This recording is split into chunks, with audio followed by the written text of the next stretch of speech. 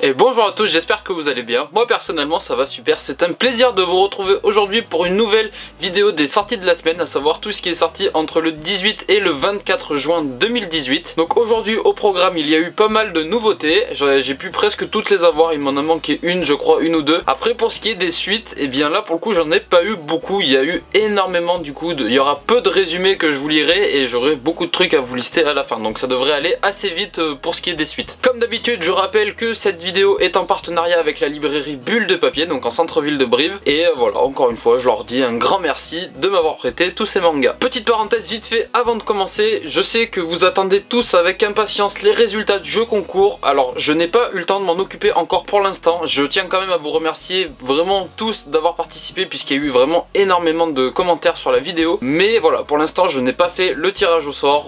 Ce n'est pas la peine de me demander quand est-ce que la vidéo va sortir. Je ne sais pas, probablement la semaine prochaine, je ne sais pas exactement quel jour. Vous inquiétez pas, ça va arriver, il n'y a pas de problème là-dessus. Parenthèse terminée, on passe tout de suite aux nouveautés de la semaine.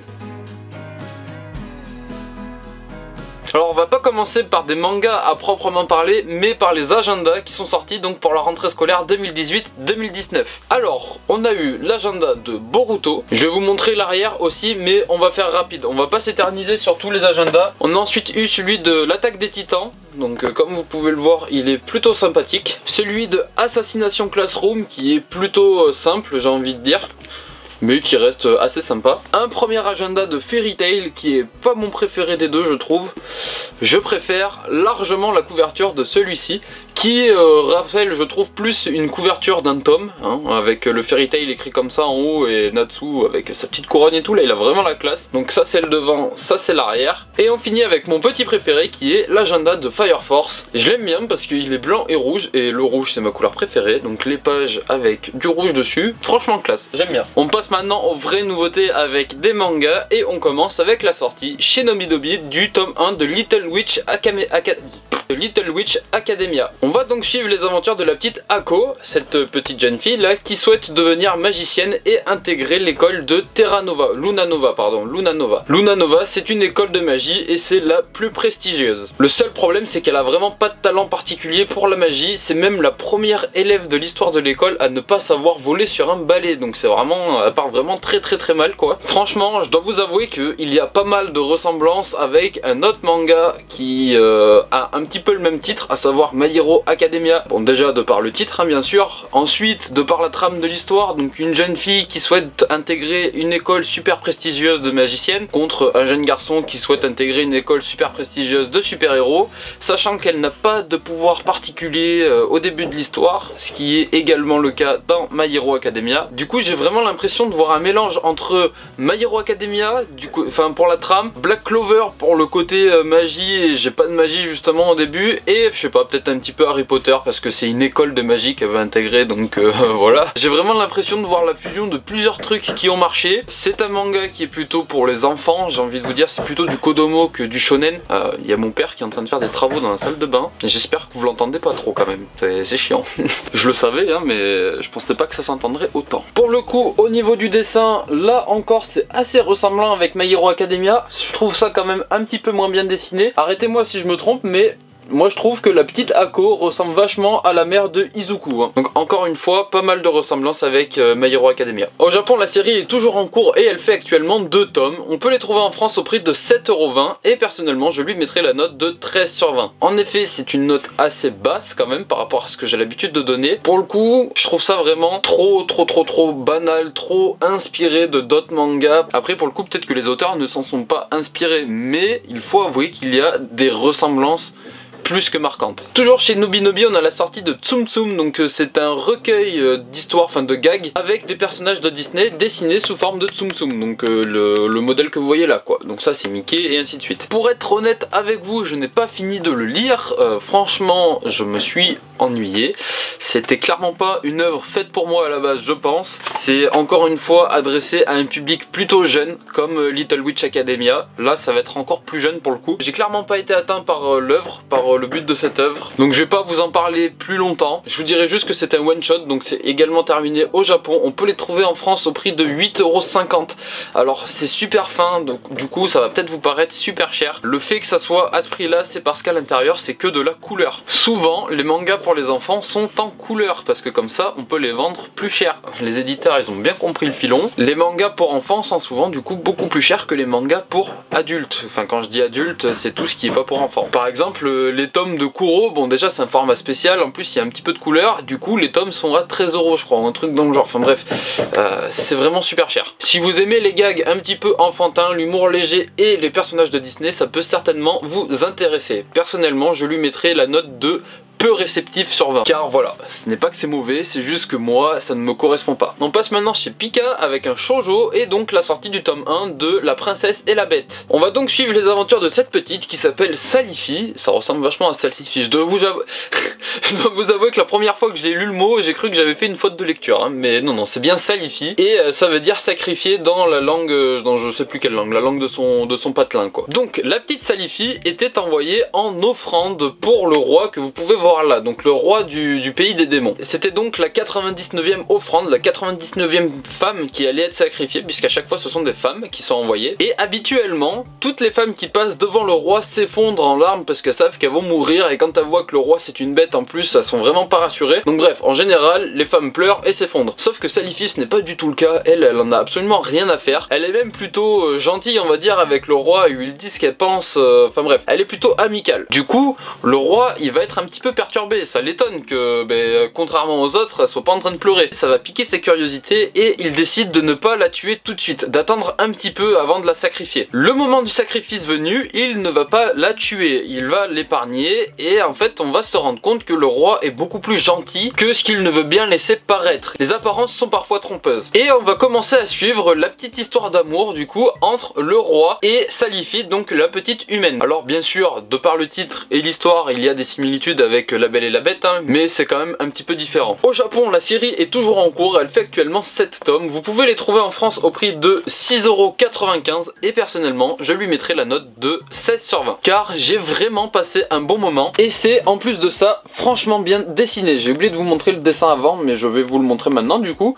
Dites-moi ce que vous en pensez, mais moi personnellement je trouve ça très très joli. On passe désormais chez Kana avec la sortie du tome 1 de Moriarty, et là je dois vous avouer que c'est mon gros coup de cœur de la semaine. J'ai adoré ce manga. C'est un manga qui est inspiré de l'œuvre Les Aventures de Sherlock Holmes, donc écrit par Conan Doyle. C'est donc inspiré d'une œuvre légendaire, j'ai envie de vous dire, hein. Les Aventures de Sherlock Holmes, beaucoup de personnes connaissent, et à l'inverse, très peu de personnes n'en ont jamais entendu parler. Donc historiquement, Moriarty, d'après ce que j'ai compris, c'est vraiment l'ennemi juré de Sherlock Holmes. Je dois vous avouer que j'ai pas une connaissance hyper développée pour ce qui est de Sherlock Holmes. C'est même plutôt au ras des pâquerettes, hein. Je connais de noms, j'ai vu 2-3 trucs, mais ça s'arrête là quoi. Je connais pas l'univers en entier, et j'avais pour le coup jamais entendu parler de Moriarty avant ça. Mais pour le coup c'est assez étrange parce que Sherlock Holmes c'est un inspecteur, il fait plutôt régner la justice, et là on va voir un personnage qui est censé être l'ennemi juré du coup, donc incarner l'opposé de la justice, incarner le mal, tout ça. Sauf que pas du tout, c'est pas l'esprit qu'on a de ce manga, enfin c'est pas ce qu'on en dégage. On va voir une personne avec des valeurs, une personne vicieuse mais un petit peu à la manière d'un Robin des Bois. Donc lui ce qu'il veut c'est une justice dans le monde, c'est que les nobles soient pas moins nobles mais au moins que les richesses soient mieux réparties. On va donc voir un personnage qui va essayer de démolir la pyramide des classes à l'époque où l'Empire britannique recouvrait 25% des surfaces de la Terre, ce qui en a fait à l'époque la première puissance coloniale du monde. C'est quand même quelque chose. Et en plus en s'attaquant aux personnes les plus influentes, aux personnes les plus importantes de cette puissance, à savoir les nobles. Comme c'est une pyramide, plus on monte moins il y a de personnes, donc bien sûr ce n'est pas les nobles les plus nombreux dans cet empire, mais c'est eux qui détiennent tous les pouvoirs, donc s'attaquer à eux c'est plus difficile que de s'attaquer au peuple alors qu'ils sont énormément. J'ai oublié de le préciser, mais l'histoire se passe donc au 19e siècle en Angleterre, et pour quelqu'un qui comme moi a toujours souffert de l'injustice, c'est vraiment quelque chose qui m'horrifie, et de voir un manga qui parle de la justice comme ça, je trouve ça franchement sympa, j'ai franchement adoré. Pour le coup, en plus de ça, le manga est vraiment magnifique, le dessin est trop bien fait. Je vous laisse donc vous faire votre propre avis, mais c'est franchement sympa. Au Au Japon, la série est toujours en cours et elle fait actuellement 5 tomes. Vous pouvez les trouver en France au prix de 6,95 € et je lui mettrai la note de 18 sur 20 parce que franchement, c'est un coup de cœur. Je pense que si sur toutes les sorties qu'il y a eu cette semaine, je devais acheter qu'un seul manga, ça serait celui-là. On n'a cependant pas fini de parler de Moriarty puisqu'il y a également eu une édition collector. Alors, je veux pas me tromper, mais il me semble que le tome qui est à l'intérieur, c'est le même. Cependant, vous pourrez également trouver dedans une enveloppe et une lettre, enfin un set de correspondance comme ils appellent sur l'étiquette. Alors si ça vous intéresse d'avoir l'édition collector, n'hésitez pas à la prendre. Cependant, elle est quand même disponible au prix de 9,90 €, ce qui en fait quand même une édition relativement abordable, mais je trouve que, étant donné que la couverture est la même, tout ça, même s'il y a des ex-libris à côté, je trouve pas ça super intéressant pour ma part. Après,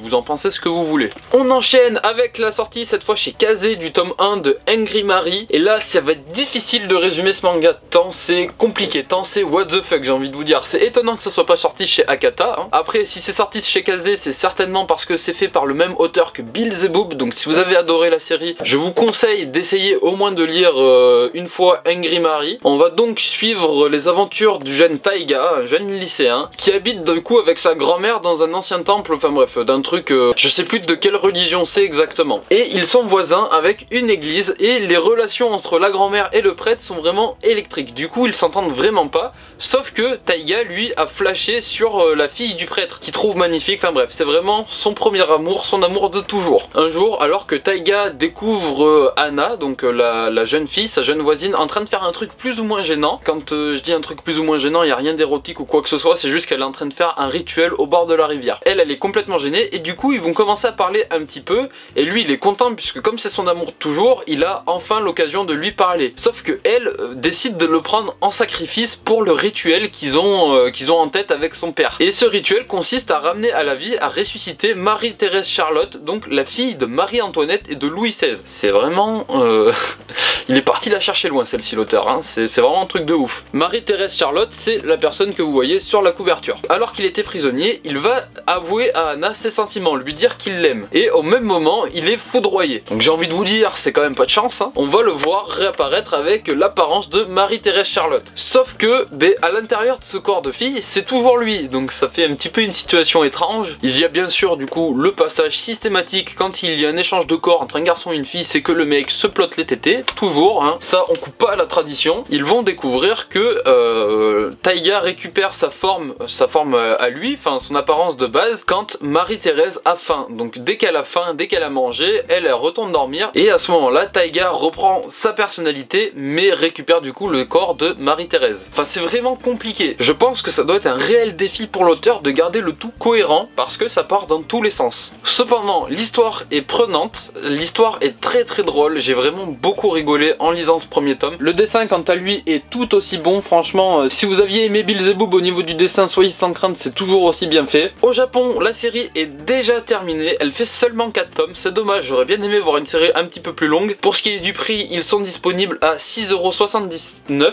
oui c'est bien ça, c'est étonnant d'ailleurs, c'est pas un prix qu'on voit souvent, 6,79 €. Et pour ce qui est de la note, je lui mettrai du coup un 16 sur 20. Dernière nouveauté de la semaine que j'ai pu lire, c'est cette fois le one shot Our Summer Love. Donc comme vous pouvez le voir, la couverture est vraiment belle. On va donc suivre les aventures de Naoto, un jeune adulte qui 7 ans après la mort de son amour de jeunesse va retourner sur l'île sur laquelle il a habité du coup pendant un été. Lui, s'il y retourne à la base, c'est uniquement pour le travail. Il a dit que sinon il n'y serait jamais retourné parce que ça lui rappelle vraiment trop de souvenirs. Alors il y a de bons moments, mais comme à la fin la fille qu'il aime meurt, ça reste quand même assez douloureux quoi, les souvenirs qu'il a. Quand il est arrivé sur l'île, notre jeune Naoto, il a également appris une rumeur qui est comme quoi il y a un esprit, donc une dame en blanc, qui apparaît souvent au phare qui est sur la plage. Sauf que le phare qui est sur la plage, c'est un endroit où la fille qui est morte allait souvent, où elle aimait souvent se recueillir seule. Donc lui dans sa tête, ni une ni deux, il se dit que c'est la fille qu'il aimait et qu'il va enfin pouvoir la revoir. On va donc suivre cette romance entre un homme réel, un jeune adulte réel, et un esprit. Donc il va en même temps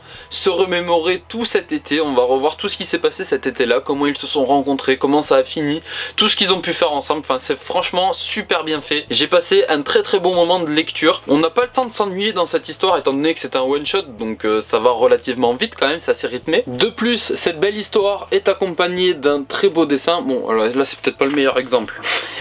J'ai pris la première page que j'ai trouvée. On va prendre une autre page.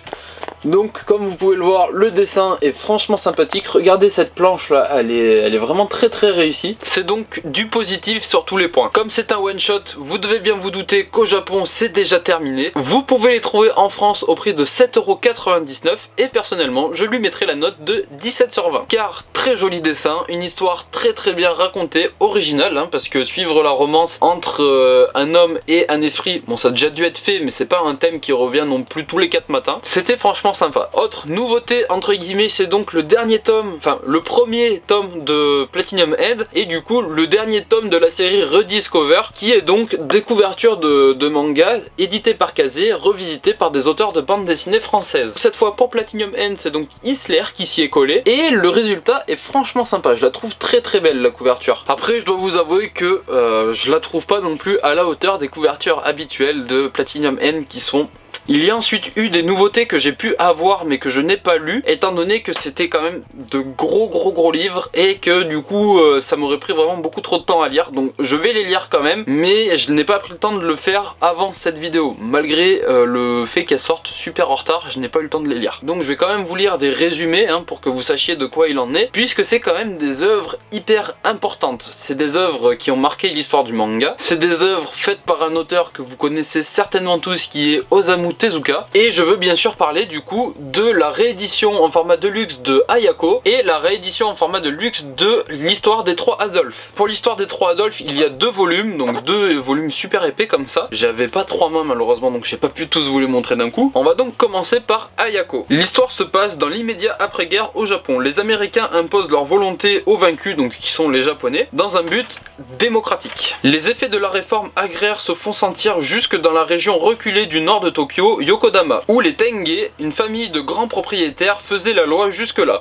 Jiro Tenge, prisonnier de guerre et tout juste rapatrié, voit qu'à son retour les liens familiaux sont bien différents de quand il est parti. Sa petite sœur Ayako, maudite par sa naissance, sera le jouet du destin. C'est un manga qui à la base est sorti en 1973, donc c'est quand même un manga relativement vieux. Le dessin à l'intérieur c'est du Osamu Tezuka, hein, donc si vous n'aimez pas le style, ça va peut-être vous faire bizarre, hein, c'est un style très ancien, c'est vraiment les prémices du manga moderne. Néanmoins c'est une œuvre incontournable, j'ai très hâte de la lire et je vous le conseille également fortement. Cependant comme c'est une édition spéciale, une édition de luxe on va appeler ça, le prix est relativement élevé. Attention puisque c'est un one shot donc tout est là, mais c'est un ouvrage disponible au prix de 29,99 €, donc 30 €. Après pour le coup c'est vraiment un très beau bouquin, ça y a pas de problème là-dessus. On va maintenant passer à l'histoire des 3 Adolphes, donc là cette fois il y a 2 volumes, hein. Comme vous pouvez le voir c'est la même édition et le même format que pour Ayako, donc ça va être également le même prix. Donc ça veut dire que si vous voulez vous faire la série des 3 Adolphes, ça va vous coûter 2 fois 29,99 €, mais c'est une histoire qui est historique, c'est une histoire qui a marqué le monde du manga et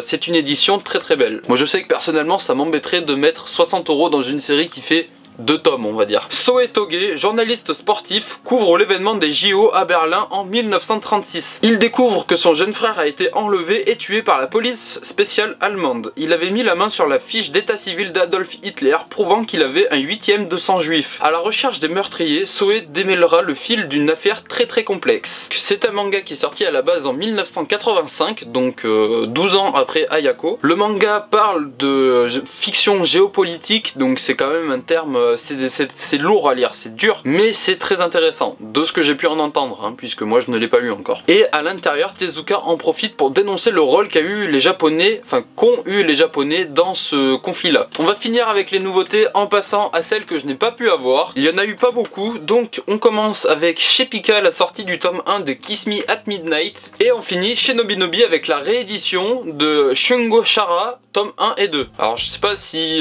on dit Shungo Chara ou si on dit Shungo Kara, comme caractère, Kara design, tout ça, puisque ça s'écrit pareil.